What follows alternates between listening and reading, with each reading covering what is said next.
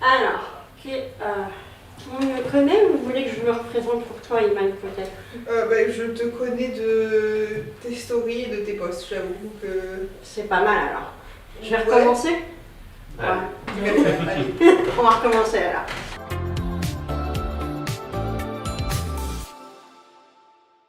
Alors, moi j'ai été salariée 2 jours dans ma vie, on va commencer direct des choses.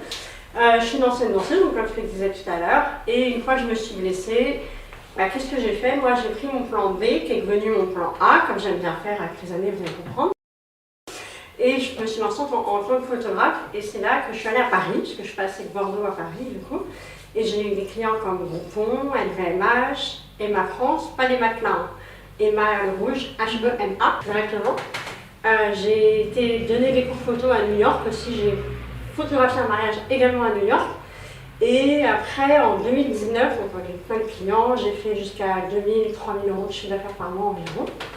Et ensuite, en 2019, avec une date je vais faire, je me suis lancée dans la création de site internet parce que j'en avais un peu ras-le-bol de la photo, un petit moment compliqué. Et je me suis dit, allez, plan B, enfin plan C on peut dire même, plan B devenu plan A, sans vouloir.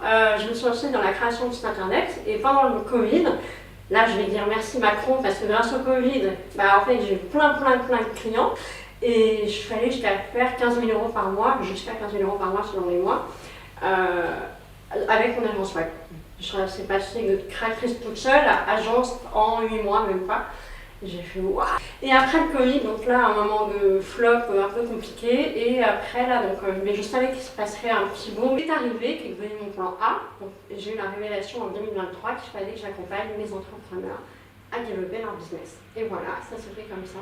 Et nous sommes 1 an et demi plus tard, aujourd'hui, et nous fêtons les 1 an de l'académie. Oui, la veille, j'oublie. Après, il y aura une session de questions à la fin, j'ai déjà prévu. Je ne sais pas du tout combien de temps ça dure, j'ai fait ça hier soir à 22 h. Donc, c'est une première pour moi. Donc, on verra le temps que ça. Ce sera peut-être plus rapide que prévu, peut-être pas, on verra, d'accord? Et notez vos questions, comme ça, je suis là pour vous. Donc là, vous pouvez voir un peu les clients que j'ai eus, LVMH, le fond. L'école de mode, j'ai donné les cours photo. Et là, je suis passée dans les médias, c'est pour ça que je suis passée à la télé, ça me rappelle à chaque fois que je vois le logo. Sur TF1, ils m'ont appelé le jour même pour le jour même. J'ai fait ok, d'accord, bon, on est pour parler de comment c'était la photo entrepreneuse en tant que photographe dans la version positive en fait. J'étais là pour la version positive, ça m'arrange, c'est mieux. Donc voilà, ça me représente bien. Au menu, qu'est-ce qu'on va voir aujourd'hui? Au menu, comme ça, j'avais mangé. Et donc on va parler du mindset d'entrepreneur, c'est l'attaquement humain. Je me suis actuellement demandé. On va parler aussi des actions à faire en tant qu'entrepreneur quand on a du mal à passer à l'action. Genre quand on hésite à envoyer des messages. Après, bien sûr, le culot et l'audace, dont je veux vraiment vous parler. Donc je voulais vous lire pour tous pour comment j'ai fait pour avoir Emma France, comment j'ai fait pour faire d'autres choses, à découvrir quoi. Comme ça, vous allez comprendre que le culot et l'audace, vous pourrez le faire juste après demain, lundi. Tu me donneras un challenge à faire aussi pour vous, pour aller chercher les clients que vous voulez avoir. Voilà. Ouais. Vous ne me connaissez pas en tant que mentor coach, ça va être le moment.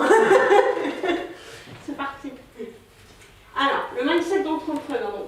Aujourd'hui, alors d'abord, dites-moi un peu où vous en êtes vous. Enfin, il y en a que je sais, mais pas tous. Toi, ça fait combien de temps déjà que je fais mon compte?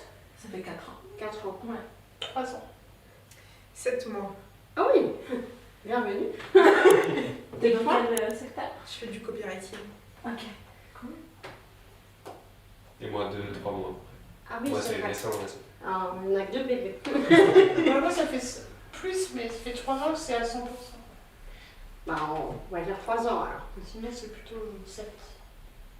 Donc, je suppose que la plupart, vous étiez salarié avant? Oui. Ouais. Moi, je suis l'intruse. Donc, est-ce que certains ont du mal à passer de votre mindset de salarié, toi, ça fait 7 ans maintenant? 4 ans. 4 ans? Oh là là. 4 ans, mais non, j'ai pas vraiment de mal au niveau mindset. Ça va? Ça va. C'est juste plus la prospection. On va en parler après. Mais ce que je veux dire, c'est que ceux qui ont été salariés pendant longtemps, je peux comprendre. Et ça vous a fait avoir du mal au début à vous dire faut que je travaille de 9h à 17h, j'ai un salaire fixe qui arrive, mais là, du coup, j'en ai pas. Et du coup, en fait, moi, comme j'ai jamais été salariée, parce que moi, ça fait yo-yo depuis toujours, on va dire. Moi, je suis en version montagne russe depuis 12 ans. Donc, pour vous aider, c'est que si vous voulez, de l'argent sur votre compte bancaire, bah, il faut aller prospecter, il faut aller passer à l'action. Et même si ça fait mal et si ça fait peur, il faut le faire quand même. Parce que si vous ne le faites pas, bah, vous n'aurez rien en fait. Ça paraît peut-être logique, on dit comme ça, mais si on ne dit pas, on n'y pense peut-être pas. Et c'est ça qui fait que vous allez voir aussi, il faut saisir les opportunités. Parce qu'en fait, moi j'ai une facilité, on va dire, à saisir les opportunités partout. Pourquoi? Parce qu'en fait, je pense entrepreneuriat de 6h du matin à 1h du matin. Enfin, c'est que même dans la nuit, dans mes rêves, on va dire, mais 24h sur 24, disons, je pense à l'entrepreneuriat. J'achète un manteau rouge, j'achète une veste rouge, c'est pas anodin, c'est pas juste pour m'habiller. Je pourrais très bien acheter une veste bleue, mais pourquoi j'achète du rouge? Bah, pour qu'on me voit et qu'on me remarque et qu'on n'oublie pas que Pauline apporte du rouge et du noir, même dans la vie. Comme ça, quand on croise quelqu'un habillé en rouge noir, on se dit « Oh, c'est Pauline !» En fait, c'est pas moi. Et pourquoi? Parce que donc, on m'a dit sur Instagram il y a pas longtemps « Oh, j'ai croisé quelqu'un en veste rouge, j'ai cru que c'était toi. » J'ai tout réussi. J'arrive à saisir les opportunités comme ça, c'est-à-dire que chaque chose que je fais dans ma vie est reliée à mon business, mais sans que ce soit toxique pour moi. C'est comme ça le mindset d'entrepreneur pour moi. C'est comme ça, ça me permet de rester motivée, que je pense à mon business et d'avoir des idées aussi qui viennent, que où que j'aille. Ça va relier un peu ce que je viens de dire tout à l'heure, c'est que où que j'aille, je trouve des prospects moi. Il n'y a pas un endroit où ils ne savent pas ce que je fais. Il n'y a pas que le digital pour dire ce que vous faites, il y a la vraie vie. Il faut oublier les gens dehors. Là. Et là, derrière vos écrans, vous avez des vrais gens aussi. Il faut oublier ça. Donc chaque fois que vous allez quelque part, chaque fois qu'il faut qu'on sache, ouais, c'est le verbe français, que c'est vous. En fait, c'est ça qui va vous aider à garder le mindset d'entrepreneur et enlever le mindset de... Enfin, pas le mindset de salarié, j'ai envie de dire ça comme ça. C'est carrément ça. Les croyances. Voilà, c'est peut-être le mot, c'est peut-être me parler de croyances salariées, oui, de 9h à 17h je pense boulot, puis après j'arrête de penser boulot. Mais en fait, vous pouvez penser boulot en même temps que de faire votre dîner, en même temps que de faire avoir des amis à la maison, en même temps qu'aller dehors, aller acheter un vêtement rouge, hein. Et en fait, c'est le fait que vous pensiez à votre business naturellement et que ce soit naturel, vous allez avoir plein d'idées naturellement pour votre business après. Parce qu'en fait, vous allez analyser, moi, exemple, quand je regarde la pub à la télé, je ne regarde pas la pub en elle-même. Je regarde comment elle est faite, la pub. Pourquoi on m'en souvient? Pourquoi elle est faite comme ça? Pourquoi il y a des couleurs comme ça? Pourquoi le slogan, il m'énerve et je m'en souviens? Pourquoi dans la rue, il y a une certaine couleur pour les boutiques? Pourquoi les gens, ils nous parlent comme ils sont dans leur entreprise? En fait, je me pose tout le temps la question, pourquoi? J'analyse, en fait, tout ce que je vois pour m'en servir derrière. Ça me sert toujours. Est-ce que vous faites ça, vous, ou alors pas du tout? Ouais. De plus en plus. Et ça vous aide? Ça aide. Hein. Et en fait, le fait de tout analyser, en fait, pour vous aussi, ça va vous aider à analyser ce que vous faites vous déjà, pour améliorer après derrière votre stratégie d'offre, votre stratégie de visibilité, marketing, prospection. Pour vraiment, et puis toi pour le piano, comment faire parler du piano, tu vois, pour avoir plein d'idées grâce à tout ce qu'on voit autour d'eux. Est-ce que vous voulez que je vous note ça, ce que je vous ai dit là, parce que je parle beaucoup? Ça va. Moi je vois comment tu notes. D'accord. Comment t'écris? Donc testez là. Ça va? Ouais, c'est vrai. C'est une première. Est-ce que vous avez compris cette partie? Ouais. Ouais? Ouais, mais moi j'ai pas l'impression de faire ça toute la journée, de faire ce que tu dis, de tout analyser. T'as pas l'impression de faire ça? Non, j'ai pas l'impression de le faire. C'est vrai? Ouais. Je sais pas en fait comment je sais si je le fais. Bah, est-ce que quand tu regardes, exemple, quand tu vas au restaurant, est-ce que tu regardes la manière dont le menu est fait? Est-ce que tu regardes combien il y a de plats sur la carte?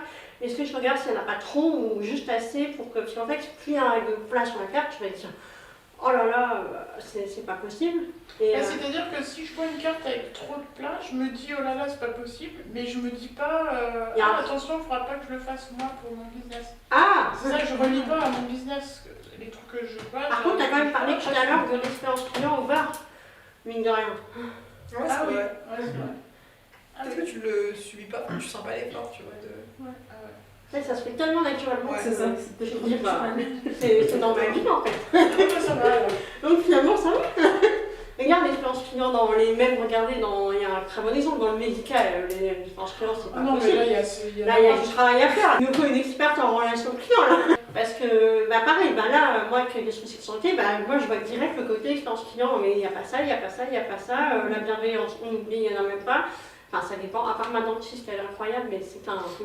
Bah, il y a toujours quelque chose. Enfin, c'est là qu'on voit ce qu'on veut pas pour notre business, en fait, ça donne des idées de comment mieux faire pour nous. Il faut s'en servir, il ne faut pas hésiter. Tu vois. Et c'est là aussi qu'on en viendra après à Chloé et à l'audace, mais le fait de penser naturellement à votre business sans que ce soit toxique, vous allez avoir l'idée naturellement de prospecter. Mais en fait, ce ne sera pas le mot prospecter, parce que le mot prospecter, il ne faut pas le voir comme un démon, hein. Ce n'est pas un démon. Rien que de vous parler, je vous prospecte entre guillemets, même si vous êtes déjà là, vous êtes client même. Hein. Mais ce que je veux dire, c'est que vous allez rencontrer des gens, vous allez leur parler de votre offre, vous allez leur parler de. Je sais pas. Ça va être drôle, J'ai même pas besoin de parler. T'es déjà parlé pour toi.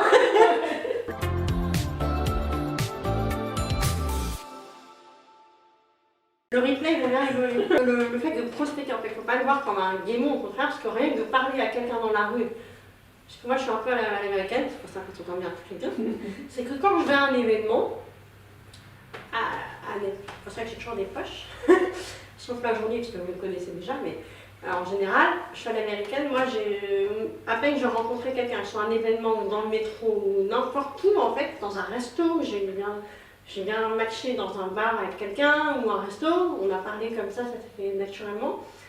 Ah, au fait, je fais ça. Au cas où vous avez besoin, tenez. C'est selon la conversation que j'ai eue, je sors soit celle de l'agence web, soit celle de la photo, soit celle du coaching maintenant. Les actions. Donc ça, on va parler de la prospection après. Alors je me pose la question, qui c'est qui a du mal à passer à l'action? Une main levée. 2, 3. Bah, moi, ça dépend. C'est par période en fait. Des fois, je n'ai pas de mal, puis des fois, j'ai du mal. Et vous savez pourquoi? Perso, en fait, moi je sais que j'ai le sale réflexe de quand j'ai de l'exécutif vert, quand je dois délivrer et que je suis en deadline, ce qui arrive souvent, en fait, je vais toujours mettre la priorité sur ce que je dois délivrer, ce que je dois rendre. Et du coup, ça va occuper toute ma journée et au final, si j'ai une idée de poste ou un truc comme ça, je vais toujours le repousser. Par exemple, j'ai une liste de prospection que je dois démarcher. Et ben là, ça fait peut-être 2 semaines que j'ai pas eu l'occasion de démarcher parce que je délivre en fait. Ouais, je ne peux pas être partout à la fois. Ouais. Et je sais qu'il y a plein de. Il y en a qui ont le truc d'ormosie, le truc de 4 heures d'acquisition client par jour, 4 heures de formation, 4 heures de délivrabilité du coup. Puis d'autres aussi, il y a une méthode par jour, je sais, mais pour l'instant, je n'ai pas encore trouvé la mienne. Tu n'as pas encore trouvé le rythme qui va. Ouais. Donc du coup, tu fais pas tout ce que tu devrais faire. Bah en fait, non, en fait, je me rends compte que ma journée, c'est vraiment que délivrer en fait. Ah ouais, Et tu vois? Moi je pense que c'est plus le début et la peur de perdre D'avoir un nom? Ouais. Ah oui, ça oui, je sais, Ouais, j'ai ressenti déjà. Moi, j'ai ça des fois, c'est-à-dire que par exemple, je dois envoyer des messages pour relancer des gens. Et puis je me dis, ouais, mais si je fais pas bien mon message, après il va me dire non, puis du coup après ce sera trop tard. Du coup là, je me sens pas, je vais pas faire un bon message, donc je le fais pas. Non, puis il faut plutôt que je le fasse, alors un truc qui est fait dans 2 semaines. Et du coup, je fais autre chose à la place pour avoir la conscience tranquille que j'ai quand même. Je suis passée à l'action parce que j'ai pas autre chose. Mais le truc que j'avais décidé de faire, de relancer cette personne, bah, du coup elle n'est pas en train, elle n'est pas avancée. Et puis d'un autre côté, quand je suis comme ça et que je me dis, bon allez Christine, ça suffit, tu fais ton message, généralement je fais un message qui est tellement pas bien que ça porte pas ses fruits, donc la fois d'après, je me dis, ouais, mais non, si je craque encore le truc. Enfin bon, bref, c'est compliqué. Voilà. Et Théa? Non, ça va. Ça va? Ouais, je m'en doutais pas. Je suis moins à l'américaine que toi, parce que moi je suis très en ligne. Et depuis le début, en fait, moi j'ai des acquisitions clients qui sont naturellement, parce que je suis dans le marketing, donc pour moi c'est facile de créer du contenu, que les gens ils viennent naturellement. Donc mais moi je me suis toujours reposée sur ces lauriers-là. Moi c'est ça mon défaut. Je vois. Donc c'est pour ça que je vais apprendre à passer à un autre niveau, parce que là je gagne très bien ma vie. Mais je veux quand même passer à un autre niveau. Bah quand même, pour ça va t'aider. Voilà, c'est ça. Donc j'ai j'ai pas le choix. J'ai pas le choix que, voilà, de faire comme Pauline. Et bien justement, alors, pour les actions, pour vous aider, moi par exemple, quand j'ai je vous rassure, je suis humaine comme vous, et j'ai la flemme très très souvent, surtout quand avec la fatigue, les problèmes de santé, etc.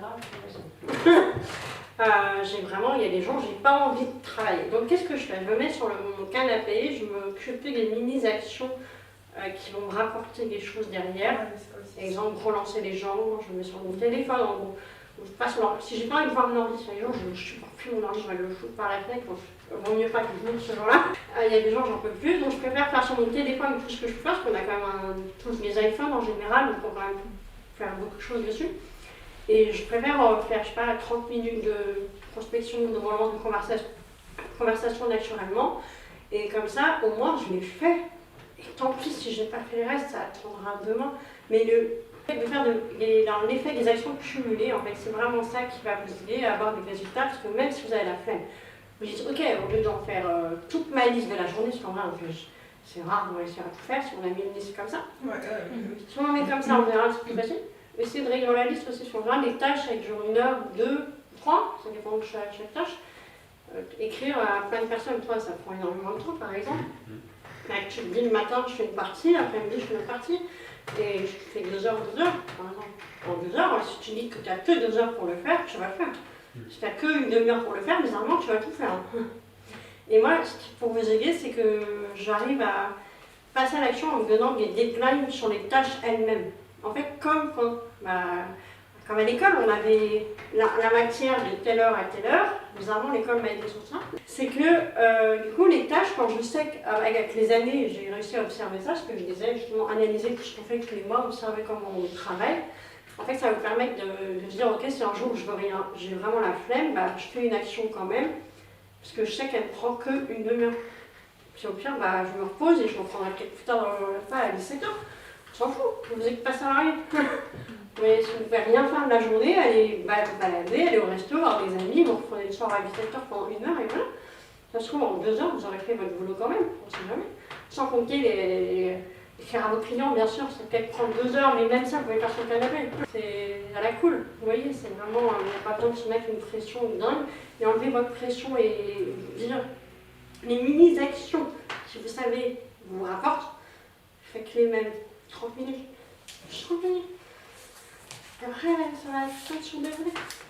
Ça va être... C'est ça, c'est quand vous faites des actions, quand vous voyez que vous n'avez toujours pas de résultat au bout de 3 mois, enfin même j'aime bien dire au bout d'un mois, vous voyez pourquoi ça ne marche pas en fait. Analysez qu'il y a peut-être un problème, si ça ne marche toujours pas, soit j'ai pas assez géré, j'ai pas assez envoyé de messages, soit j'ai pas assez relancé, soit j'ai pas vendu du tout finalement.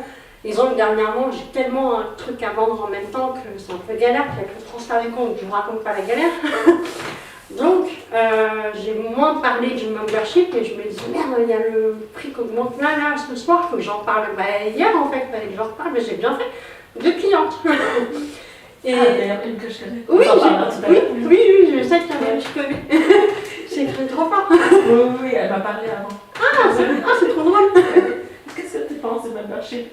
Parce qu'elle fait ma formation en ligne. Oui, c'est quand même dit. Ça complète en fait. Oui, ce que je lui ai dit. Voilà. Allez, go. Ouais. J'ai exactement dit la même chose. Non, c'est ça. On est bien.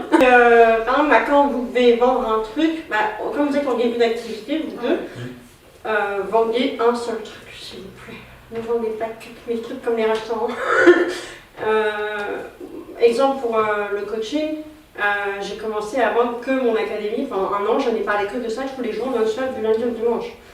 Comment j'ai eu 23 d'entrepreneurs, ça s'est pas fait par magie, hein. Parce que j'en ai parlé tous les jours, non-stop, du lundi au dimanche. Peut-être pas un jour sur 2, mais même. J'en parlais quand même en subtilité toujours, toujours en un moyen de les caler.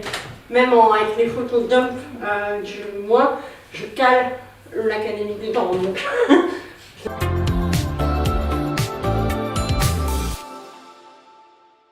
La vente sans la vente. Vous voyez, c'est vraiment... Et j'ai même rajouté les dumps de la semaine des fois aussi pour voir ce que ça donne. Je pense que je vais le faire souvent et ça permet de vendre également. Et ça, c'est des petites actions pareilles. Il n'y a pas besoin de faire une story de 10 stories pour dire je vous vends ci, je vous vends ça. Alors que juste un post avec le lifestyle et un peu avec l'ordinateur qui montre que vous avez fait ça. Et voilà. Ça, c'est trop vrai. De focus sur une offre. Mais oui, Et puis surtout, je dis aux élèves aussi en lancement, mais oui. eh ben, tu te réserves un mois et tu bombardes juste Et sur tu fais cette que ça. offre, en fait. Voilà.